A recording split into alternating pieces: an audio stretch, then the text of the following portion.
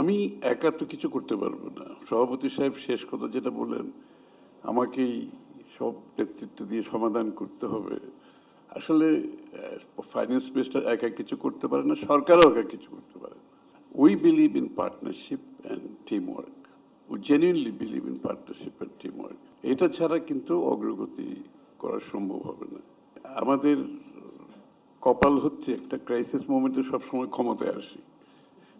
Economy যখন একদম খারাপ অবস্থায় চলে যায়, ডিভাস্টেটেড হয়, তখনই বিএনপি আবার ক্ষমতায় আসে।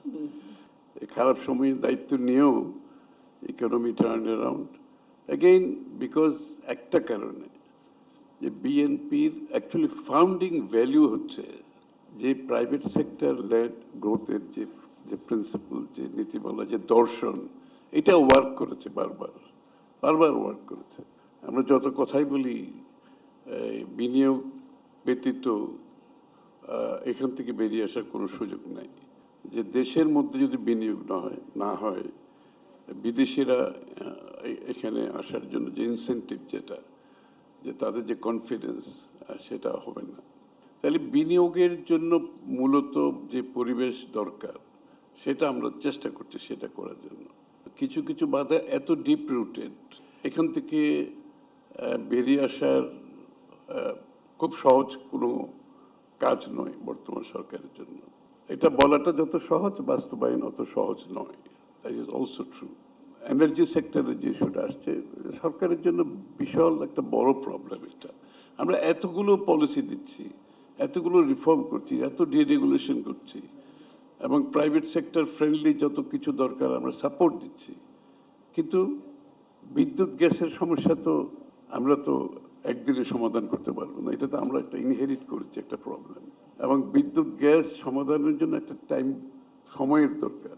আমরা যদি সব রিসোর্সও মোবিলাইজ করি, সরকারের সব ধরনের চেষ্টাও করি, আমরা এই সময়টাকে আমাদের নিয়ন্ত্রণে নাই, এটা আমাদের বাইরে। কিন্তু আমরা যেটা করতে চেষ্টা করছি, যে স্টপ গ্যাপ মেজার হিসাবে আমরা কি করতে পারি, শর্ট টার্মে কী করতে পারি, লং টার্মে, mid term and long term কী করতে পারি। এই জন্য গ্যাসের একটা বিশাল একটা সমস্যা আমি জানি, ডে টু ডে বেসিসে আমাদেরকে ফেস করতে হচ্ছে। এই জন্য একসাথে আমরা 2-3-4টা এফএসআরইউ নেগোশিয়েট করতেছি। কিন্তু এফএসআরইউ বললে তো কালকে সকালে হয় না। এফএসআরইউ নেগোশিয়েট করতে হয়, এটার আসবে, ইনস্টল করবে, এটার সাথে অনেক কিছু জড়িত আছে। তো এইগুলো আমরা একসাথে নেগোশিয়েট করছি। সাথে সাথে আমরা শোর বেসড যে গ্যাস রিজার্ভ থাকবে, সেটার কাজও আমরা একসাথে শুরু করছি।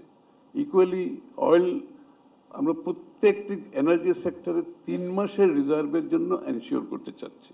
আমরা যখন দায়িত্ব নিয়েছি, কোনোটা 15 দিনও নাই, কোনোটা 17 দিনে নাই, মানে একটা এমন অবস্থায় জাস্ট মার্জিনালি একটা আমরা দেশ অপারেট করতেছিল। আমরা এটা থেকে এখন 1 মাস পর্যন্ত নিয়ে যেতে সক্ষম হয়েছি। এটাকে 3 মাসে নিয়ে যেতে হবে। Energy security is a primary component for the development of the economy. সুতরাং আমরা এটাকে 3 মাসে নিয়ে যাওয়ার চেষ্টা করতেছি, but it is going to, এটা একটু সময় লাগবে। আমি এগুলো একটু খোলামেলাভাবে বলছি, তা আপনাদেরকে এই বিষয়টা, মানে আমরা কেউ যদি 1 মাস পরে বলে যে ফাইন্যান্স মিনিস্টার সাহেব তো বলে গেছেন, প্রবলেম তো এখনো সলভ হয় নাই, কারণ এটা 1 মাসে সলভ হওয়ার প্রবলেম না। এটা যেটা আমরা ইনহেরিট করেছি, এটা একটা যে অবস্থা থেকে সেখান থেকে সলভ করতে গেলে সব কিছুর একটা টাইম আছে। দ্য ফাস্টেস্ট পসিবল ওয়েতে আমরা চেষ্টা করতেছি। এটা এনার্জি ক্রাইসিস ইমপ্রুভ করবে, স্লোলি ইমপ্রুভ করবে, বাট স্লোলি ইমপ্রুভ করবে। এবং এটার জন্য আমি জানি ইন্ডাস্ট্রির ক্ষতি, এটা তো আর বলার অপেক্ষা রাখে না। এবং এটার কারণে যে বলতেছিল, এটার কারণে যে আপনার ডিফল্ট লোনের বিষয়টা আনপ্যাক করার কথা বলছে, হুইচ ইজ রিয়েলিটি। এটা তো উইলফুল ডিফল্টের একটা গ্রুপ আছে, তার বাইরে যারা আছে, they are the victim of circumstances.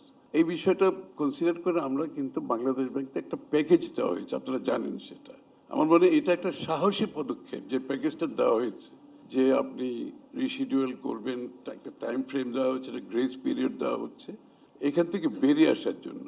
আর যারা এক্সিট নিতে চায় তাদের জন্য এখানে পলিসি দেওয়া আছে, তারা ওয়ান টাইম পেমেন্ট করে এক্সিট নিয়ে চলে যেতে পারে।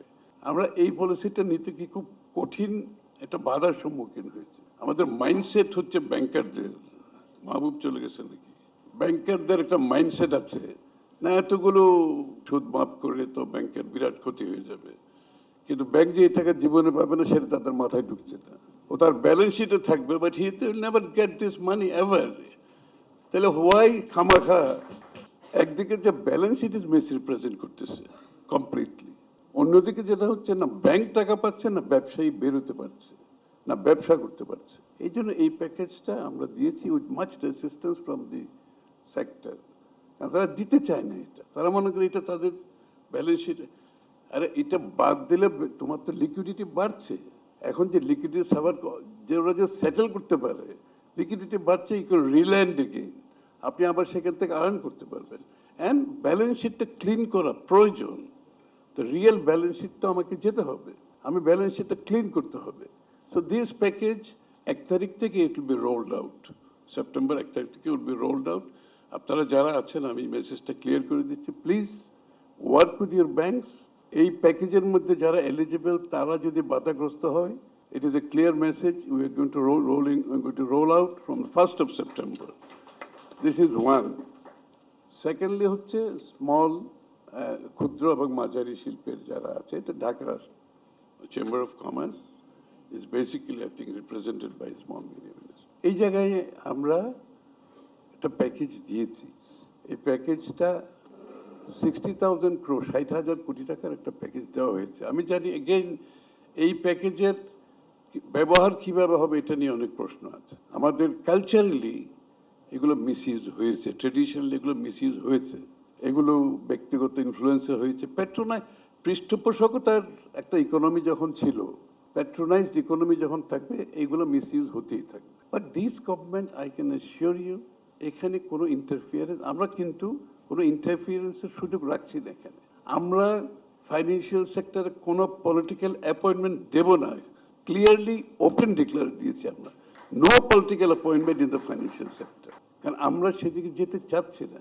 একটা জিনিস যখন বিএনপি বিগত দিনের ক্ষমতায় যখনই ছিল, one thing for sure, financial sector কোনো সময় ফাইন্যান্সিয়াল সেক্টর এই জায়গায় আসে নাই, কোনো সময় আসে নাই। কারণ আমরা বাংলাদেশ ব্যাংকের গভর্নর আমাদের দলের লোক কোনো সময় দিইনি। আমরা এসিসি চেয়ারম্যান, কিন্তু আমাদের এই জন্য ক্যাপিটাল মার্কেটে কোনো দিন প্রবলেম হয় নাই। এসিসি চেয়ারম্যান কোনোদিন দলীয় লোকজন দিই নাই। কারণ যেখানে ফিনান্সিয়াল সেক্টর সেন্সিটিভিটি থাকবে, এখানে তো পলিটিক্স কাজ করতে পারবে না। This is the market, you have to respect the market. এই জন্য আমাদের 60,000 কোটি টাকা যে প্রচার, এটার ক্রাইটেরিয়া ফুলফিল যারা করবে তাদেরকে দেওয়া হবে, তার বাইরে দেওয়া হবে না। এখানে পলিটিক্যাল ইনফ্লুয়েন্সে কোনো লোন দেওয়া হবে না, আই ক্যান অ্যাসিওর ইউ। যারা ক্রাইটেরিয়া ফুলফিল করবে তাদেরকে দেওয়া হবে, এবং ইট উইল বি ইউজড। অনেকে ধারণা হচ্ছে এটা বোধহয় আবার এখানে হবে। সুতরাং এসএমইর বেলায় আমাদের ক্ষুদ্র মাঝারি এসএমইর থেকে আবার একটা অ্যাড হয়েছে, এবং কটেজের জন্য আমরা কিন্তু আরেকটা প্রোগ্রাম নিয়েছি, অ্যানাদার প্রোগ্রাম। সেটা হচ্ছে creative economy. This is a new concept we have develop. যেই লোকগুলো ইকোনমির বাইরে সবসময় থেকে গেছে, আমাদের গ্রামে গঞ্জে যারা আমাদের আর্টিজেন্সরা আছে, কামার কুমার থেকে শুরু করে আমাদের কুটির শিল্পে যারা আছে, আমাদের তাঁতি যারা আছে, যারা ইকোনমিতে আমাদের শীতল পাটি করে, বরিশালে শতরঞ্জি করে, তারপরে আমাদের নকশিকাতা করে, আরও বহু প্রোডাক্ট আছে যাদেরকে আমরা ইকোনমিক মেইন স্ট্রিমে আনতে পারি না বিগত দিনে।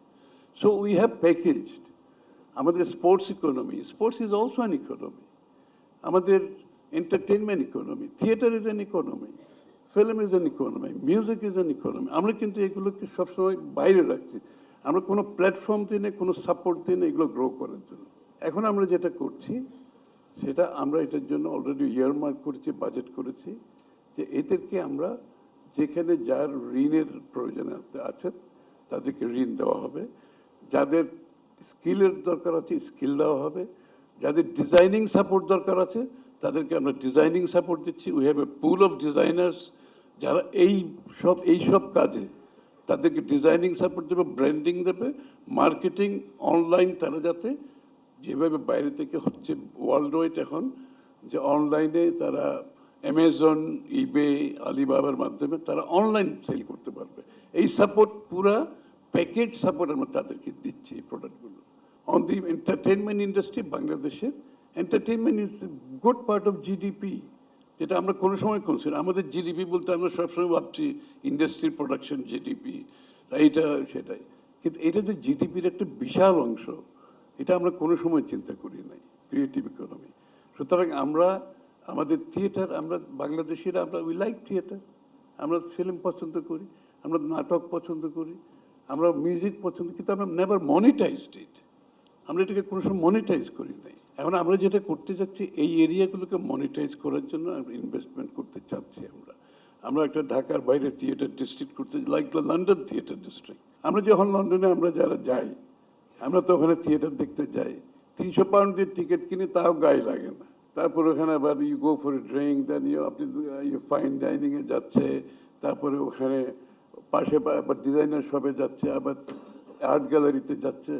These are all transactions part of GDP. This is all GDP. আমরা যে স্টেডিয়ামে খেলা দেখতে যাই, ইট ইজ অলসো জিডিপি, যারা টিকিট করে থেকে যায়। বাট আমরা স্পোর্টসটাকে আমরা ইকোনমির আওতায় নিয়ে আসছি।